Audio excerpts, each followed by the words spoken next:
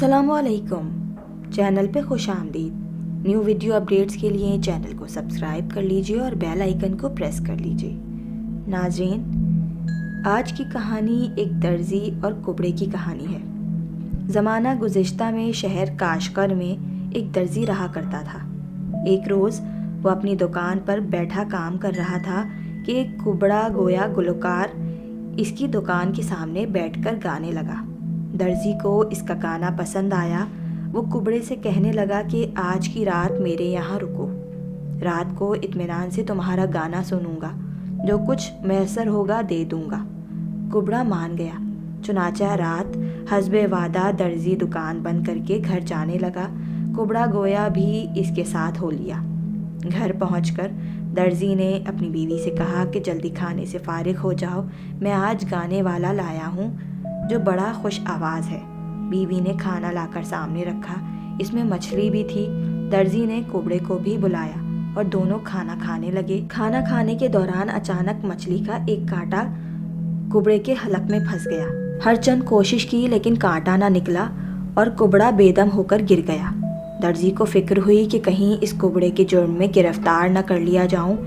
बहुत देर के बाद दर्जी के जहन में एक तरकीब आई और कुबड़े को अपनी पीठ पर लाद कर एक हकीम के मकान पर पहुंचा।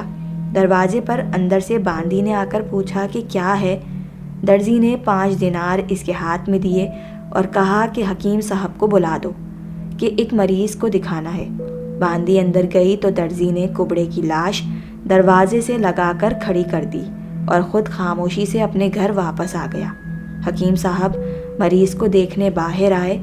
जब किवाड़ खोले तो कुबड़ा नीचे गिर गया। हकीम साहब ने करीब आकर देखा तो मालूम हुआ कि कुबड़ा मर चुका है। हकीम घबराया कि कहीं ये मेरे सर न लग जाए। फिर घर आकर बीवी से मशवरा किया कि इनके पड़ोस में बादशाह का मोदी रहता था। मियाँ बीवी ने मिलकर कुबड़े की लाश मोदी के घर उतार दी। मोदी उस वक्त तक घर वापस नहीं आया था। आधी रात गुजरी। जब वो वापस आया तो उसने देखा कि एक आदमी खड़ा है। मोदी ने ख्याल किया कि शायद गल्ला चोर है। लकड़ी उठाकर मारने लगा। कुबड़े की लाश ज़मीन पर गिर पड़ी। मोदी ने पास आकर देखा कि लकड़ी खाकर कुबड़ा मर गया। अब मेरी खैर नहीं।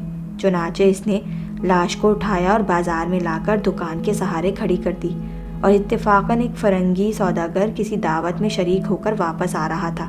दूर से लाश देखकर समझा कि कोई चोर दुकान का ताला तोड़ रहा है। चुनाचे शोर करता हुआ दौड़ा और कुबड़े की लाश पर 3 लकड़ियां मारी। लाश नीचे आ पड़ी।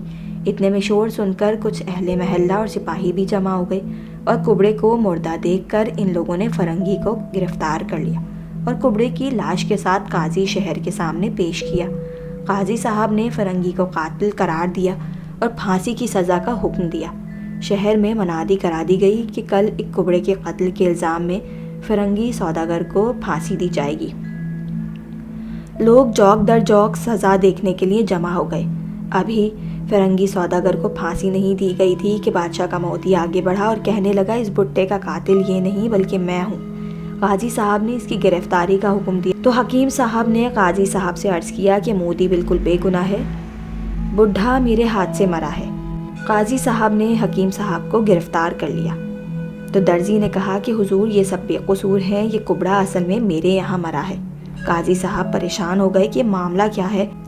चुनाचे उन्होंने कुबड़े की लाश फरंगी सौदागर, मोदी, हकीम साहब, दर्जी सबको खलीफा साहब के दरबार में पेश किया और मुकदमे की कार्रवाई शुरू की।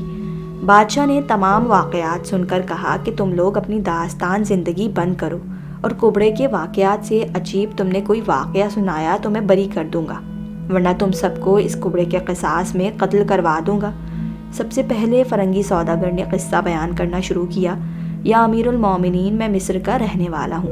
मेरा बाप दलाली का काम करता था। बाप के इंतकाल के बाद मैं भी यही पेशावारी करता हूँ। एक रोज़ एक नौजवान घोड़े पर सवार आया और तिल का नमूना दिखाकर नक़द दरियाफ्त किया। मैंने 100 दिरहम फी मन भाव बताया।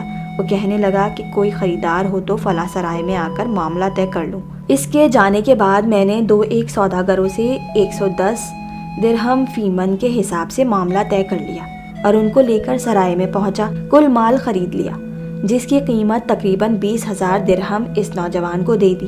اس نے 1.5 درہم مجھے دیا اور باقی رقم بھی میرے پاس امانت رکھوا دی کہ جب ضرورت ہوگی لے لوں گا۔ اس کے بعد ایک مدت تک وہ مجھے ملا نہیں۔ ایک روز بازار میں ملاقات ہوئی تو میں نے اس سے تقاضا کیا کہ اپنی امانت لے جاؤ، لیکن اس نے ٹال دیا۔ اس کے بعد پھر 1 سال تک مجھے اس کی صورت نظر نہ آئی۔ اس کے بعد اچانک میں نے دیکھا کہ وہ نہایت عمدہ لباس پہنے ہوئے گھوڑے پر سوار کہیں جا رہا تھا۔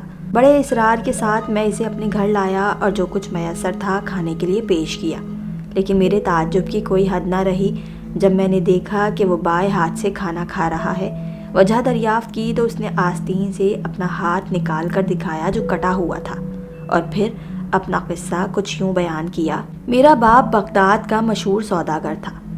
مجھے بچپن سے مصر دیکھنے کا بہت شوق تھا، لیکن کبھی اس طرف آنے کا موقع نہ ملا۔ آخر میرے والد کا انتقال ہو گیا۔ میں نے اپنی کل جائیداد فروخت کر دی اور بہترین کپڑا خرید کر مصر روانہ ہو گیا۔ بعد قطع منازل کے قاہرہ پہنچا اور مسرور پاشا کی سرائے میں قیام کیا۔ صبح کو میں نے اپنا مال بازار میں دکھایا جسے لوگوں نے بے حد پسند کیا۔ میں روزانہ کچھ مال بازار لے جاتا اور اس کو فروخت کر کے باقی دن سیر و تفریح میں گزارتا۔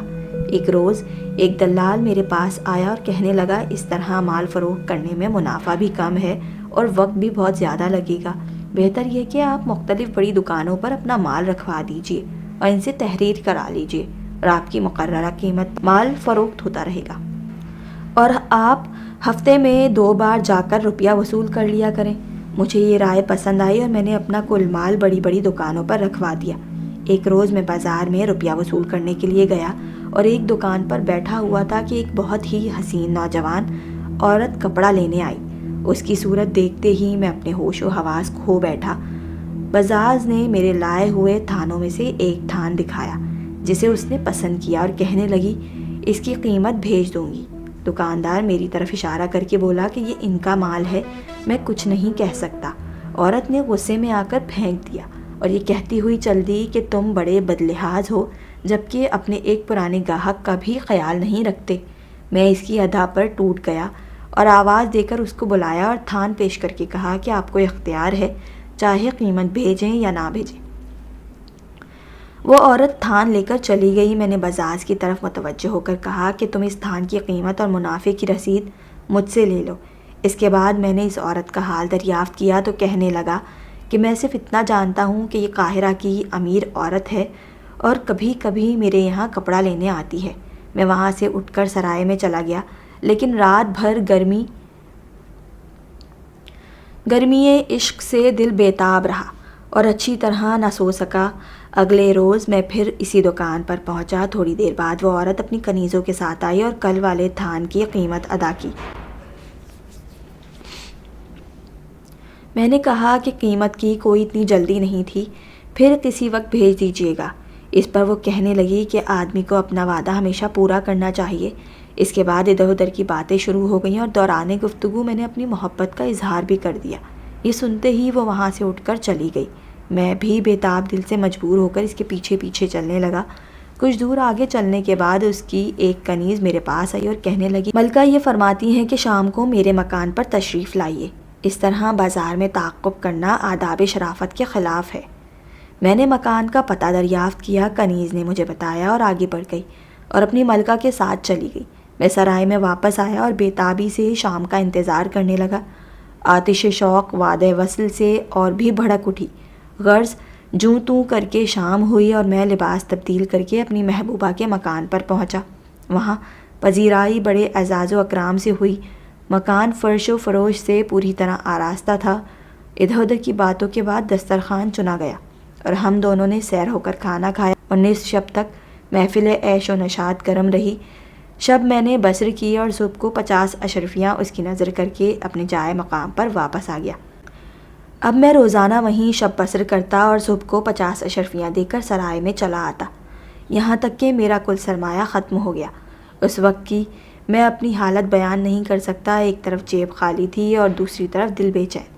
خالی ہاتھ جاتے ہوئے شرم آتی تھی، لیکن بالآخر دل کے تقاضے سے مجبور ہو کر اس مکان کی طرف روانہ ہوا۔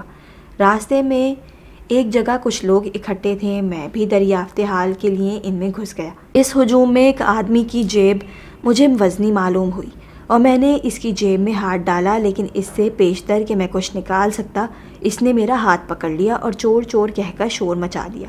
پھر مجھے گرفتار کر کے قاضی کے سامنے پیش کیا گیا۔ میں نے اقرار جرم کر لیا، چنانچہ میرا دایاں ہاتھ کاٹ دیا گیا۔ میری بے کسی پر اس شخص کو رحم آ گیا۔ اگلے روز میں اپنی محبوبہ کے مکان پر گیا۔ میری اداسی دیکھ کر وہ حال دریافت کرنے لگی۔ میں نے اس وقت تو بہانہ کر کے ٹال دیا، لیکن آخر شب کو اس نے میرا کٹا ہوا ہاتھ دیکھ کر اصل معاملے کو سمجھ لیا۔ صبح چلنے لگا تو میرا ہاتھ پکڑ کر کہنے لگی کہ اب کہاں جاؤ گے؟ میں نے کہا کہ سرائے میں۔ وہ بولی کہ میں سب کچھ سمجھ چکی ہوں، تم نے محبت کا ایسا ثبوت دیا ہے جس کی نظیر نہیں مل سکتی۔ اب میری باری ہے، تم سے زندگی بھر جدا نہیں ہونا چاہتی۔ چنانچہ اسی وقت قاضی صاحب کو بلایا اور ہم دونوں کا نکاح ہو گیا۔ اس کے بعد وہ اٹھ کر اندر گئی اور وہ ساری اشرفیاں جو میں نے اس کو دی تھیں اٹھا کر میرے سامنے رکھ دیں اور اپنا کل متاع و مال میرے سپرد کر دیا۔ ہم دونوں ہنسی خوشی رہنے لگے، لیکن اسی عورت نے وفا نہ کی اور چند ہی ماہ بعد بیمار ہو کر انتقال کر گئی۔ اس کی موت سے میں ایسا دل برداشتہ ہوا کہ قاہرہ میں رہنا دوبر ہو گیا۔